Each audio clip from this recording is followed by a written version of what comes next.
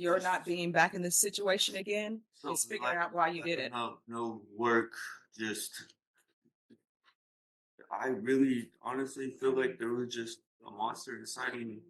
You know, I was drunk too. Plus, Yes. you said I do not have permission to be in contact with her. No. It's dead forever.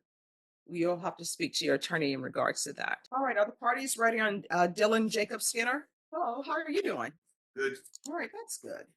All right. Court is calling 2024 CR 011052 State of Texas versus Dylan Jacob Skinner. Could I have parties announced for the record for the state? Brian Kimbrough from Mr. Skinner. And are you Mr. Skinner? Yes, ma'am. What happened to your face?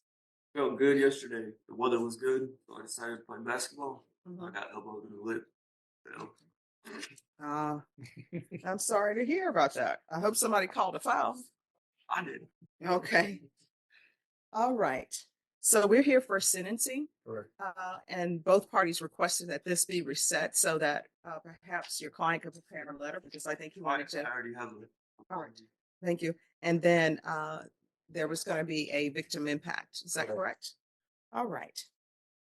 So you entered a plea previously on February 18th of no contest. The court found that there was sufficient evidence to find you guilty, and the court found you guilty. Are parties ready to proceed with sentencing? Yes, sir. Anything you wish to say on behalf of your client with regards to sentencing? I would state that Mr. Skinner is very remorseful for this incident. I've talked to him about it. He would like to make a statement, and I would like to call him as a witness, Your Honor. All right, can you raise your right hand for me? Do you solemnly swear or affirm the testimony you give will be the truth and nothing but the truth, so help you God? All right, you can lower your hand. State your name for the record, please. Dylan Jacob Skinner. All right, defense. Thank you. Dylan, could you make your statement and speak into the microphone and very loud?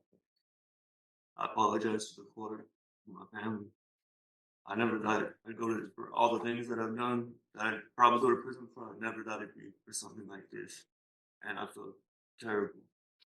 I'm gonna live every day in that jail cell, prison cell, getting eat up by the fact that I did something messed up. I just want to go to PDC for it. And I love my mom. I never wanted to do that. I apologize. All right. Anything else, defense? Nothing. Anything from the state? All right, so I have a question. So why did you do this? Because part of you're not being back in this situation again is figuring out why you did it. No work, just I really honestly feel like there was just a monster inside of me. You know, I was drunk too. And all the pent-up anger. I'm really not a violent person. All right, what were you angry about? Just not having a job, struggling, living with my mom, 25 years old, you know, just getting out of jail a month prior, struggling too, on top of that, you know, just really just financial struggles. I feel like there's a little bit more that I can't really touch on with words, but the fact that I did that for something that small, I feel like I deserve to do some time. Okay. Well, I appreciate the fact that you've had a chance to think about what you've done. I don't know why it is usually the people who try to help us are the people that we end up hurting the most, right? So you should have been looking at the idea that your mom, even though you're 25 years old, your mom is giving you a place to stay. That's the thing. I was in that for 5 months, 6 months in Bear County, just thinking, wow, I really took all that for granted.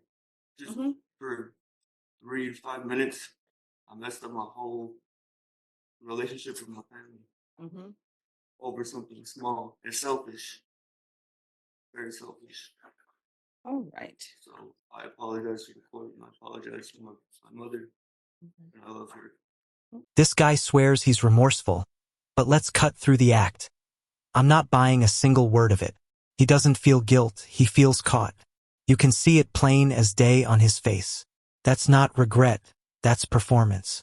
The courtroom isn't a place for crocodile tears, but right now it's nothing more than a stage, and the judge has to play both audience and executioner.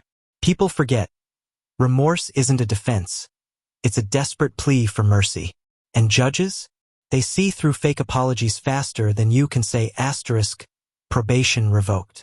Asterisk, what really grates me is how he hides behind alcohol like it's some demonic force that possessed him.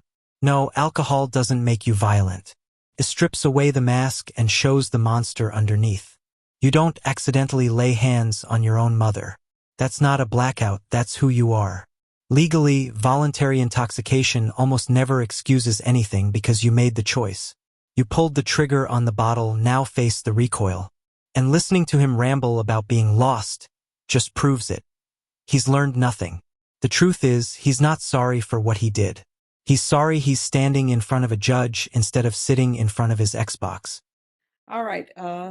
Anything else before the court entered sentence? No, Your Honor. All right, the court will follow your agreement. The court is going to find you guilty, sentence you to 4 years in the prison, give you credit for any time served. There's an affirmative finding of family violence. There's an affirmative finding of deadly weapon. There's to be no contact with Dusty, D-U-S-T-Y Skinner. Take in consideration 2024 CC 739463. There's a $1,500 fine. Time and money will run concurrent. There's to be therapeutic community. Is there anything else from either side with regards to sentencing? No, Your Honor. All right. Did you review the document entitled Trial Court Certification of Defendants' Rights to Appeal with your attorney? Yes, ma'am. Did you understand it? Yes. And did you sign it? Yes, ma'am. All right, just a moment. I'm going to wait till they finish here on the side. Judge, I'm not talking to you. No, I'm ignoring them. Okay, thank you. Just waiting for you to finish, Judge. All right. All right, did you sign it? Yeah. Mr. Skinner? Yes, ma'am. I signed it. All right, because this is a plea bargain agreement, because I followed your plea bargain agreement, and because you waived your right to appeal, you do not have the court's permission to appeal. Because this is a felony conviction, because this is an affirmative finding of family violence, you're not allowed to own or possess any weapons or ammunition. If you have a question over what a weapon or ammunition is, you'll need to speak to an attorney. Do you understand? Yes, ma'am. All right, yes, You said I do not have permission to be in contact with her. no. Is that forever? You'll have to speak to your attorney in regards to that. And what I will tell you, the no contact was a part of your agreement with the state. Of course. At some point in time, maybe your mom will want to have contact with you. If she does, and you all can work on your relationship through that, then we'll see. Okay? All right, any other questions? All right, we can go off the record. With regards to the therapeutic community, I have no jurisdiction over that, over the prison. I can't force them to put you in that program, but it'll be in the judgment that I want you to be considered for the therapeutic community. You'll have to ask for it as well. Do you understand? All right. And here's my other advice. I have no problem with tattoos, but no more face tattoos, okay? Because people will see you, they see the face tattoos, and they think some sort of way. Probably. Yes. All right. All right. So my understanding there's a victim impact. All right. Mr. Skinner, over here. Put your back against the counter. Well, give you life and you tried to take mine, and I will never be able to have a question of why I answer. You're so selfish. Your dad read me letters that you wrote to him, and you never once asked about me if I was okay after what you did.